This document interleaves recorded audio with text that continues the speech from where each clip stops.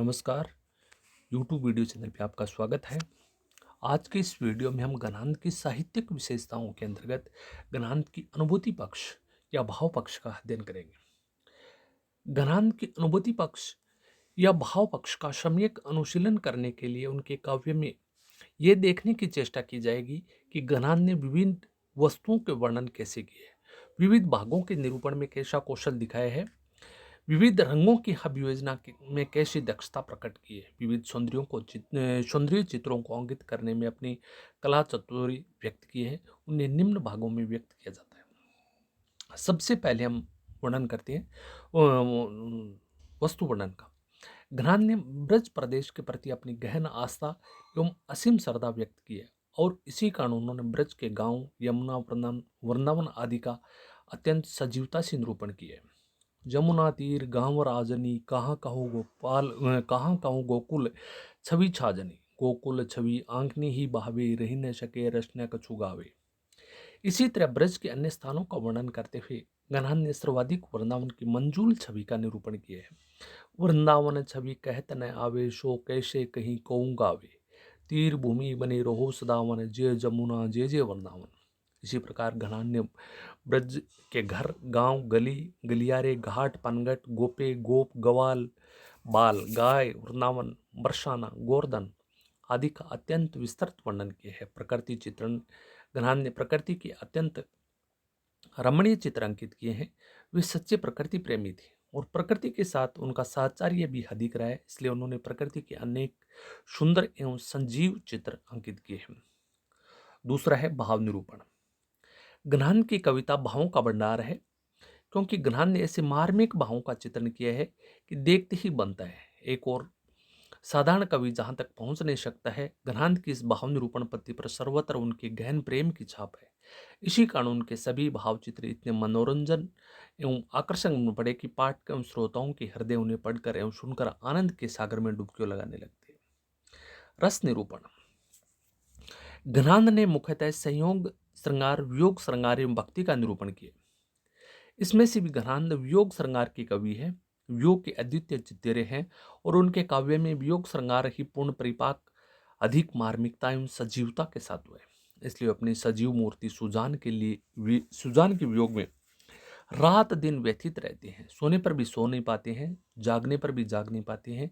विचित्र सी बेड़ा नित्य आंखों में रह कर आती है। अमृत विष तुल्य लगता है, फूल शूल जैसे लगते हैं, चंद्रमा अंधकार उगलता जान पड़ता है, पानी संपूर्ण अंगों को जलाता है, राग रागनियां अच्छी नहीं लगती है, गुण दोष गुण है वो दोष में बदल गए हैं, उसने यहाँ रोग पैदा करने वाली शो हो गई है और रस विरस जान पड़ते हैं। इस तरह सुजान के मान फेर लेने से दिन भी फिर गए हैं और न जाने अब कैसे दिन बीतेंगे। घनान जिस व्यथा एवं पीड़ा का बड़ा मार्मिक चित्रण अपने काव्य में किया है। आगे हम अध्ययन करेंगे सौंदर्य चित्रण का। घनान ने रूप सौंदर्य की कितने ही अत्यंत मनोकारी चित्र अंकित किए, जिनमें अपनी प्राण प्रिय सुजान की विविध रूप छवियां अत्यंत माधुर्य एवं गंभीर्य के साथ विद्यमान है। घनान के रूप चित्रों में आंख, नाक, कान, मुख, अंग प्रत्यंग आदि को अलग अलग दिखाने में उतनी प्रवृत्ति नहीं दिखाई देती जितनी कि उन्होंने संपूर्ण अंग की अतिशय रमणीयता एवं प्रभावष्णुता को दिखाने का प्रयास किया। घनान के इन सौंदर्य चित्रों में सुजान का रूप, उसका लावण्य, उसकी छवि, उसकी कांति, उसका अंग दीप्ति आदि मानव साकार उठती है।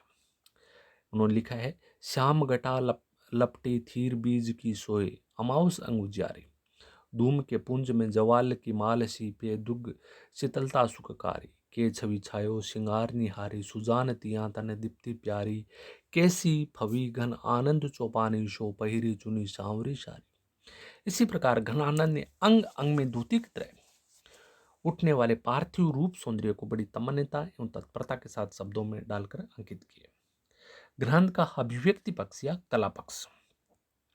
किसी कवि के अभिव्यक्ति पक्ष से तात्पर्य उसकी उस वर्णन पद्धति से है जिसमें अपनी अनुभूति को अभिव्यक्त करता है।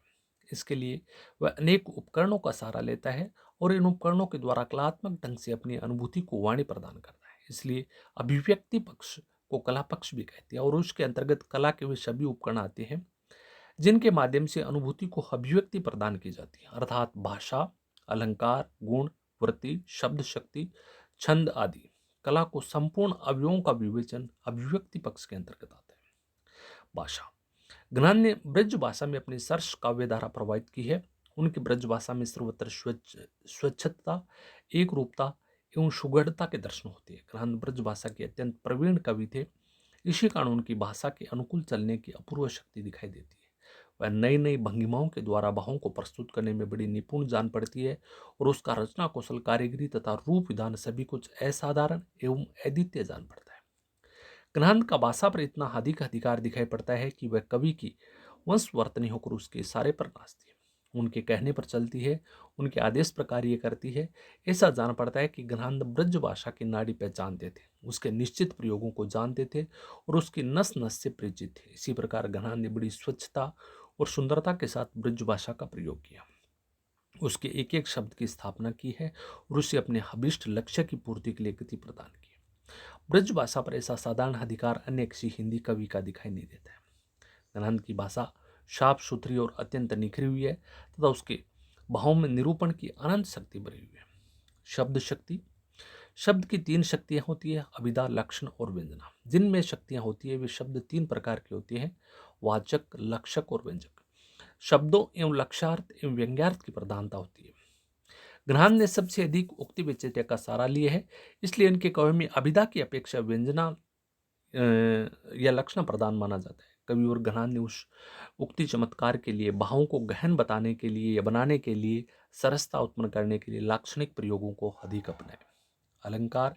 कवि में अलंकार का प्रयोग भी कथन में चारुता एवं भव्यता लाने के लिए होता है, इसलिए अलंकारों को कथन की प्रणाली बताया गया है, भावों की तीव्रता करने वाली योजना कहा गया है और वस्तुओं के गुण, रूप एवं क्रिया को अधिक तीव्र गति से अनुभव कराने वाली युक्ति बताया गया।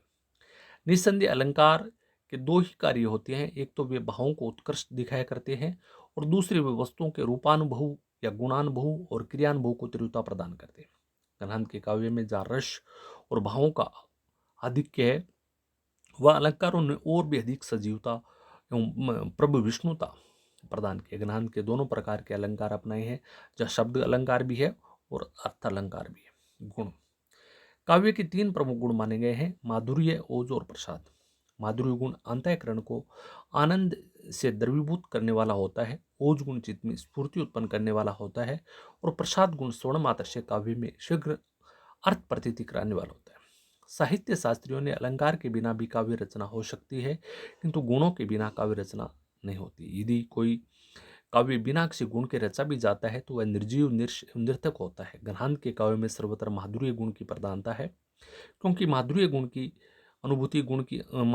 अनुभूति सर्वाधिक विप्रलंब श्रृंगार अथवा विरह निरूपण में होती है और गहन में सबसे अधिक विरह का वर्णन किया है।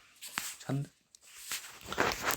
काव्य का छंद से नित्य संबंध तो नहीं है, क्योंकि बिना छंद बंद के भी काव्य रचना होती है, किंतु छंद से काव्य में एक ऐसी प्रभिष्णुता आ जाती है जिससे काव्य पाठकों, श्रोताओं के हृदय में उतरता चला जाता है और उनका कंठार बन जाता है। ग्रंथ का सारा काव्य छंद की रस माधुरी से ओतप्रोत है, उसमें प्राणों का संगीत भरा हुआ है और वह कवि की हृदय वीणा के तारों की मधुर झंकार से झंकृत है। ग्रंथ की छंद रचना पर विचार करने से ज्ञात होता है कि ग्रंथ ने विविध प्रकार के छंदों का प्रयोग किया है, जैसे सवैया, कवित, त्रिलोकी, ताटक, निशाती, सुमेरु, शोभन, त्रिभंगी, दोहा, चेपाई तथा गणाक्षरी पद। इनमें से ग्रंथ ने मुख्यतः सवैया एवं कवित छंदों का प्रयोग अत्यंत प्रभावशाली ढंग से किया है। ग्रंथ के सर्वथा हिंदी जगत में सर्वाधिक प्रसिद्ध है और उन्हें सर्वथा छंदकारी सिरताज कहना भी सवैया समीचीन ज्ञात होता है। इस प्रकार घनांत की कविता विविध प्रकार के कलात्मक सौंदर्य से ओतप्रोत है और उसमें जितनी अनुभूति है उतनी गहन में अभिव्यक्ति है। रीतिमुक्त स्वच्छंद काव्यधारा में घनांत का स्थान। हिंदी की संपूर्ण स्वच्छंद प्रेम काव्यधारा का अनुशीलन करने पर ज्ञात होता है कि इस धारा के प्रमुख कवियों में रसखान, आलम, गनांद, ठाकुर, बोधा के नाम उल्लेखनीय। ये सभी कवि प्रेम काव्य के प्रमुख प्रणेता है और उन्होंने स्वच्छंदता के साथ प्रेमानुभूति का बड़ा ही मर्मस्पर्शी वर्णन किया। परंतु इनमें से गहन सर्वश्रेष्ठ कवि है, क्योंकि गहन के काव्य में रसखान किसी प्रेम की निर्वचनीयता भी नहीं है, परंतु इससे बढ़कर गहन में कुछ ऐसे असाधारण काव्य सौष्ठव के दर्शन होती है जो न रसखान में है, न आलम में है, न ठाकुर में है, न बोधा में। गहन ने सुजान को आलम्बन मानकर अपनी लौकिक प्रेयसी के रूप में सौंदर्य का इतना मार्मिक एवं मनोरंजक वर्णन किया है कि देखते बनता है। सुजान की तिरछी चितवन, घूमते कटाक्ष, रसीली हंसी, मृद मुस्कान, अरुण होठ, कांतिमंडी दंतावली, सचिव कण, केस राशि, वक्रिम बोहें, विशाल नेत्र, गर्वीली मुद्रा, उनतम यौन आदि प्रमुग्ध घनान ने उसके रूप निकाय के अनेक संश्लिष्ट चित्र अंकित करते हुए जहां अपनी प्रेम विभोरता का परिचय दिया है, वहां महमूद सारंगीला दरबार में इस नर्तकी के प्रति अपना ऐसा प्रणय निवेदन किया जो हिंदी काव्य का स्थायी संपत्ति बन गया। ग्रंथ की श्रेष्ठता का सबसे बड़ा कारण यह है कि ग्रंथ के हृदय में सुजान के प्रति उत्कृष्ट प्रेम एवं असीम व्यामोह भरा हुआ है। इसलिए उनके मन में सुजान की अक्षय रूप राशि समाई हुई है। इसलिए ग्रंथ का काव्य प्रेम अ, इसलिए ग्रंथ का काव्य प्रेम की गूढ़ता से भरा हुआ है। उनके मन में सुजान की अक्षय रूप राशि समाई गई है। इसलिए ग्रंथ का काव्य प्रेम की गूढ़ता भरा है। अतृप्ति की अनंतता से भरा हुआ है, अंतर्द्वंद की अलौकिकता से भरा हुआ है, वेदना की अक्षयता से भरा हुआ है और तीव्रानुभूति की अखंडता से भरा हुआ है। क्योंकि ग्रंथ का उक्ति वैचित्र्य और कोई कवि नहीं दिखा सकता है। उनकी किसी लाक्षणिक मूर्तिमता किसी की रचना में दृष्टिगोचर नहीं होती है। उनका सब प्रयोग वैचित्र्य के ढूंढने पर भी नहीं मिलता है। निस्संदेह वे प्रेम के जिंदे धनी थे, उतने ही भाषा के धनी थे और उतने ही अभिव्यंजना के धनी थे। इसी कारण हिंदी काव्य की रीतिमुक्त स्वच्छंद प्रेम धारा में ग्रंथ का शीर्ष स्थान है।